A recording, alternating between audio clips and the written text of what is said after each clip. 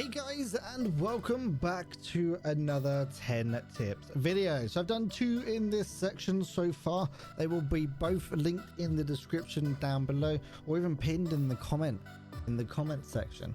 But here we go again. So for the first one, when it comes to Jaeger, unlocking him is actually kind of a priority. You need to make sure you do that first of all when you get it with mechanic, but afterwards you need to make sure that you try not to beeline his tasks. For me personally, he's more of a situational thing. So when it comes to killing people with a certain, you have to hop on a knee and all that kind of funky stuff, it's more of a situational thing. If you happen to be in the state that you can do it, then of course go ahead and do it. But I would personally always recommend you just do them when you are happen to be, you know, in that situation when it actually works for you. Don't force yourself to it, because I see a lot of people get upset and annoyed when it comes to Jaeger's tasks. Just don't rush and just take your time. A big one, because the wipe is here and the servers will always be restarting because they have to do some little patches. If the server says shutting down in 15 minutes or 10 minutes or whatever, or 5 minutes, you don't actually need to go to the extract. The game will automatically successfully extract you.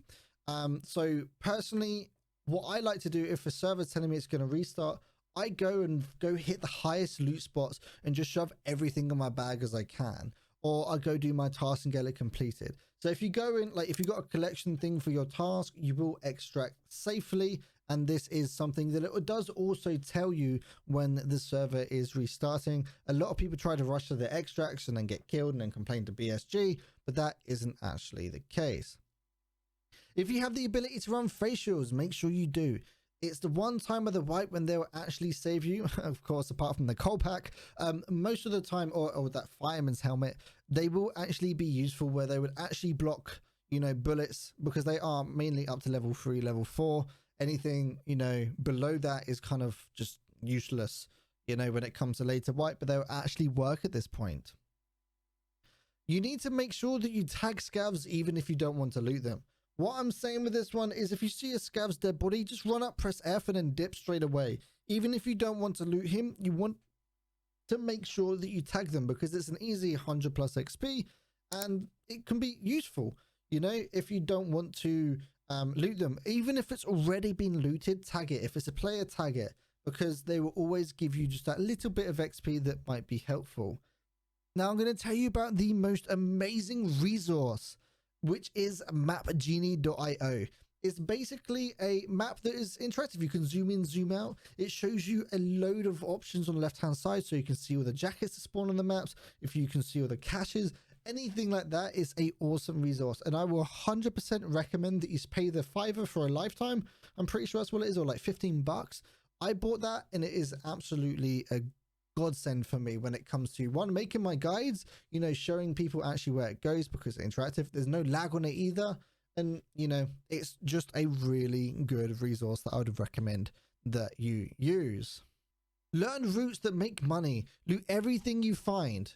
When it comes to, a lot of people are confused at how these streamers have got so much rubles. It's because when they leave a raid, there is no empty slot in their bag, because any slot is 10k, any slot is 15k. Make sure that you actually learn money routes and actually utilize your position. So the reason why I'm saying for you to learn money routes is, don't get me wrong, you know, content creators are going to be making videos saying, oh, this is the best loot route to make millions. Of course you can do that, but what I'm saying is learn routes for yourself. So people, you know, whether it's hitting a load of technical crates in Fortress on customs, or you do the loot run in Dawns, or something along the lines of that, learn your own loot route, because it can actually end up being very beneficial for you. Of course you can follow what we do as content creators. I'll be making plenty of guys, don't you mind me, but just make sure you come up with your own loot routes as well. If you have gear fit and you aren't going to use that gun or the armor that's sitting in your stash, or you're saving it for a later date, later in the wipe when it might actually become useful, don't. So when it comes to helmets, I don't use helmets unless they're super high ricochet.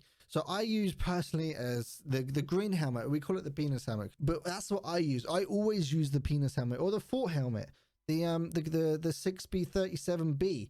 Those are the helmets that I always use. Sometimes I might use ULAC later on, but I'll be honest with you, I've deflected more shots off my penis helmet than I have on anything else. And a lot of times those helmets are worth like 50 to 90k to the vendor, and you could buy yourself like 3 or 4, you know, low tier helmets that got high ricochet chance. People sleep on high ricochet chance, but when you're going against people with M61, which is a guaranteed hit when it comes to an ult-in, but your penis helmet might deflect it, or your 6B47 might deflect it. In my eyes, it's really good for that. Learn the hidden stashes. Hidden stashes is free money. They can spawn almost anything in the game inside of the stash.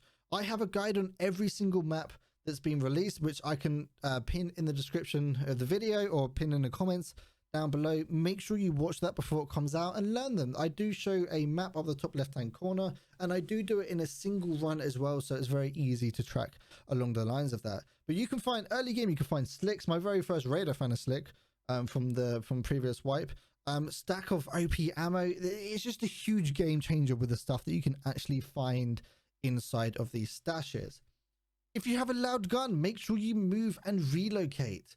Of course, when it comes to Tarkov, silencers are great, but if you have no choice, like anyone does, especially if you've got an M4 at the start of the wipe, you are a target. They are loud. Everyone, when people hear a sound of an M4, it gets people riled up and ready to go and get that person. So make sure that you actually relocate all the time. Shoot once, move. Shoot once, move. Shoot once, move. This is more about when you're going against like PMCs, because your position gets, you know, given away. When you're going against scavs, of course, it's different. But again, if you're using a loud gun, people are going to know where you are. So make sure you move on as quickly as possible. And of course, when you're looting scavs, like I said in the previous guides, use cover. Stop sitting out in the open. Stop standing out in the open. Lie down in the scav. Just stop being such an easy shot. And if you do happen to be solo, stealth is a huge factor in this game. Silencers are overpowered. You need to think before when you do your engagements. If you don't need to kill a scav, then don't take it, or kill the scav and move on. Don't sit there and spend ages looting them. The thing is, right, when it comes to looting scavs, you want to loot all of them because they can have anything in them. But you need to remember that when you are solo, stealth is such a huge factor. So if you happen to see people walking past a 5-man, a 3-man, a 2-man, you don't have to kill them every single time. Just take your time when it comes to this kind of stuff. And remember that silencers aren't actually silencing your gun. They quieten it down, but they're not means that it's like silent.